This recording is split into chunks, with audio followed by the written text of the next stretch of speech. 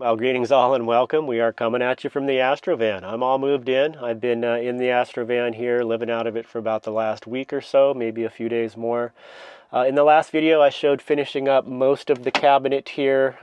Still have a little bit of refining to do, but I have the solar all wired up to a battery, so I've got power in here. Lights are working. I installed a dimmer switch with an on-off switch here, which has been working out great. I installed these spice racks at the end of my cabinet here above the little countertop.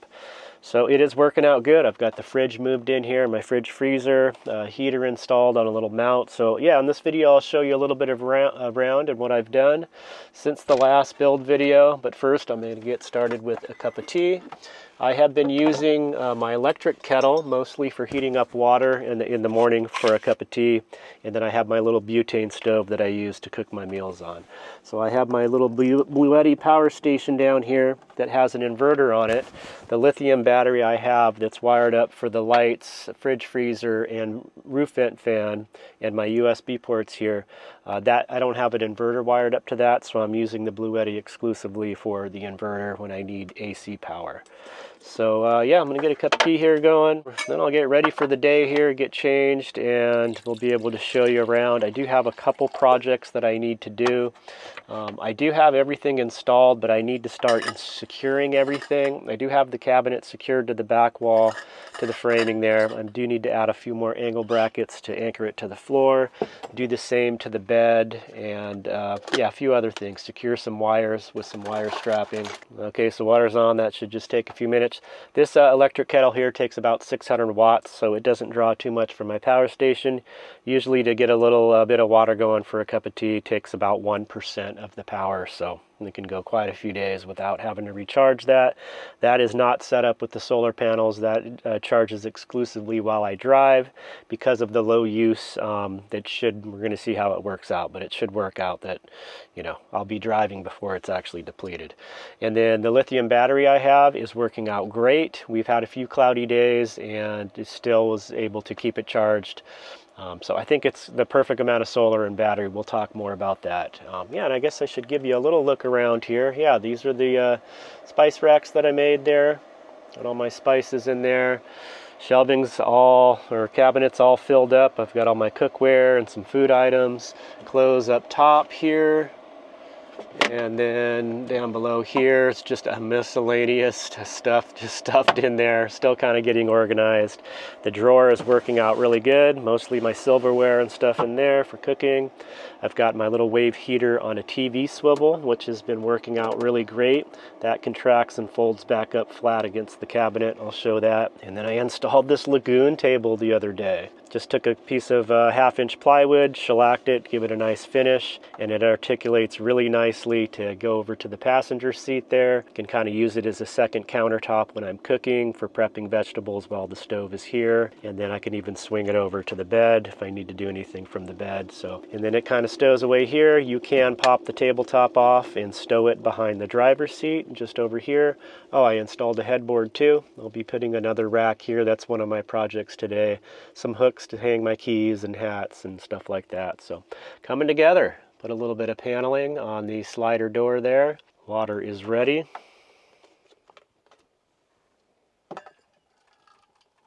I've been doing green tea for, the last year or so. Kind of gave up coffee. Let that sit for a minute, and yeah, we'll catch up here. I am going to get dressed and ready for the day, so I should be ready to roll here, be free and ready to roll very soon. So we'll catch up with you in a little bit. All right, so this is the TV swivel mount here on the heater. You can just fold it back. I've got a little hole down in the corner of the cabinet I feed the hose into. Pushes nice and flat up against there. I've got 2 eye hooks here, and I can put a bungee on it. There we go. It stows away, out of the way. So I'll give you a little look around the cabinet here. I finished it off with this paneling. I think it turned out real nice. I'm actually going to mount a couple things here. I have my little camp hatchet. I'm going to get a mount where I can just strap it right there so it's easy to access from the outside. Yeah, a little better look of the spice racks here with the door open. And then the lagoon table here. Still have a little bit of junk from building stuff on the floor, but yeah, that comes right over to the passenger seat there and can stow out of the way. And again, the tabletop just pops off. I can stow it behind the driver's seat. I do have my 5-gallon jug here with my little electric water pump on it. Everything's been working out real good. Super happy with everything so far. Okay, so first project of the day is I need to build one more of these spice racks here. So I'll show you how I did these. I have a real simple process for doing it. Simple materials, just glue and finishing nails to put it together.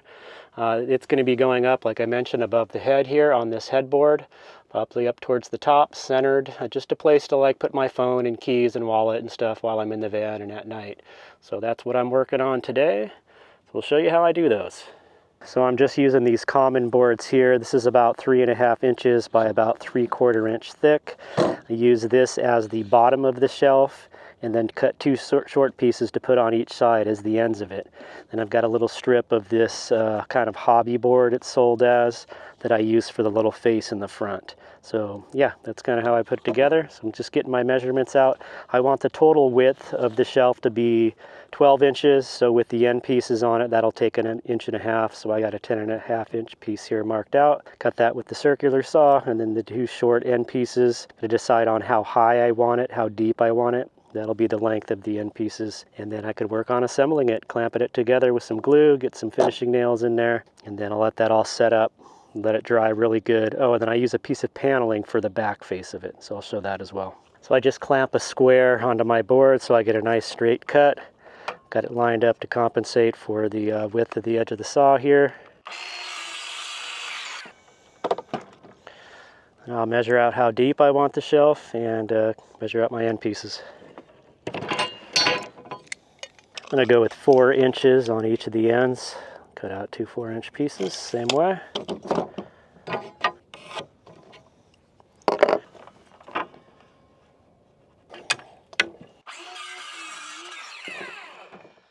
One down. Just going to use that piece to measure the next one out.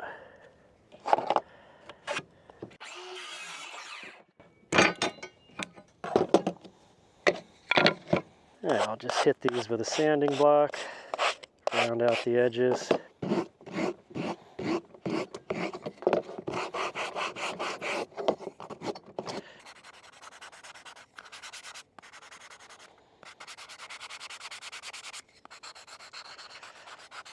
All right, got those sanded, so it's basically, that's the bottom, these 2 end pieces here.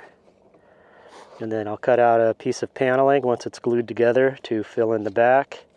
And that'll get screwed up against the headboard, and then I'll cut out 2 pieces of these, one for the bottom and one for the top, leave a little gap in between.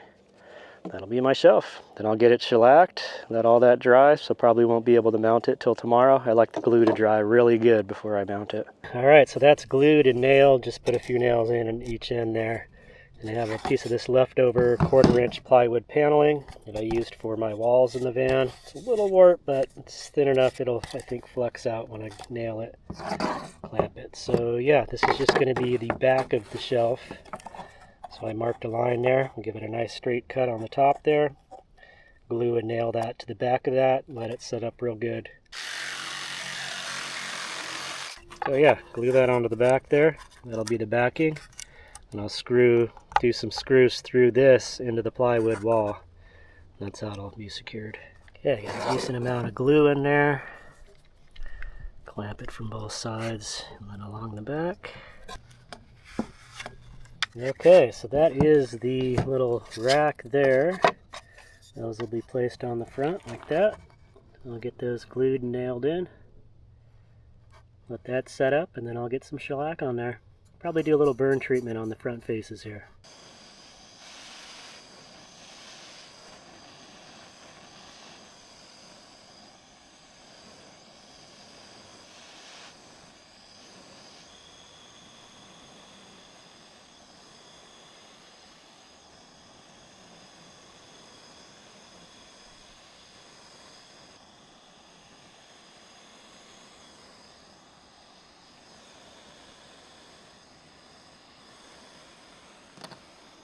Alright, so I get some glue on there, clamp those, let them set up. Alright, we're all assembled here, glued and nailed.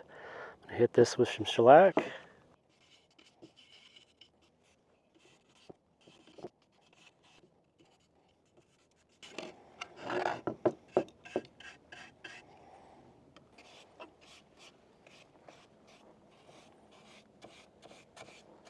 Okay, so here is the final product. Got all coated with shellac there.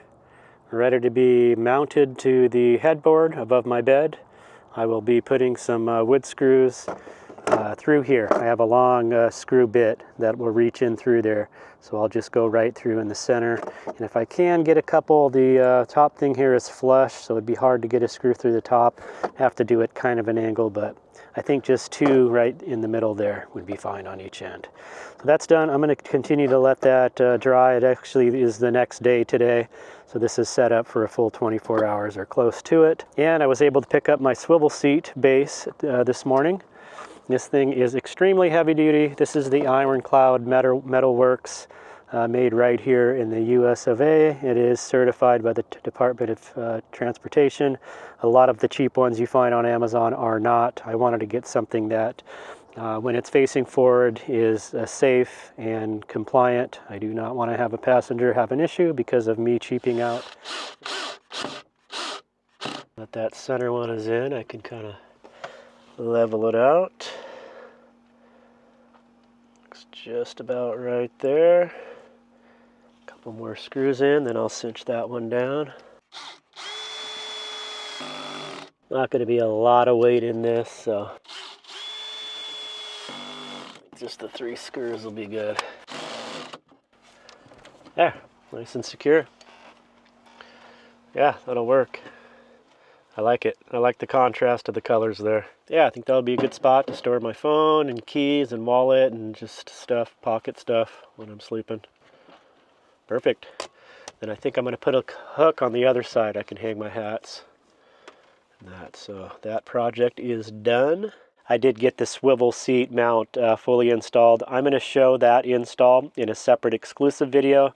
That way if people are searching for the install on that brand name, that video will come up without any extra content mixed in with it. So I will be showing that in an exclusive video. And I've got a couple other things. I need to start wrapping up things at camp here, and I'm not going to have all my tools with me for a little while. They'll be in storage, so I'm going to cut all the wood I need to cut. Still have a piece of paneling that I'm going to cut to fit. So this paneling will be extending into the cab area too. Hopefully that won't be too much of an issue. I'm just going to do a rough cut. Maybe not get that installed before I leave this camp, but I'll be able to store it in the van and get it finished up sometime. All right, so that is going to wrap it up for this one. In the next video, I'll probably be a little bit more finalized. I'll show more about how my battery is wired up to the solar panels and how I'm handling that. I do have a spot above the bed at the top of the wall where I can secure my clam tent when it's packed away, and then showing my mountain bike being fit into the back. It's a little tight, but it does fit in there. So here's a little glimpse from the passenger seat here. It is a very comfortable spot to sit. I can do my video editing here, have everything set up. If I need to get up and take a break, I can just leave it all set up, swing it out of the way. I'm able to get up and out of the van. And I will say on the swivel seat, I think one of the best things about it is not only can it swivel around and lock into a directly back position, which is probably a position I use the least because I do have this little cabinet countertop unit here with my heater. I can't stretch my legs totally out, and the way this table swings over, it is a little bit to my right here. So the most comfortable position I have found is I can adjust it to lock in to at this angle right here. I can stretch my legs totally out. The table comes at like the perfect position for me to work on my laptop here.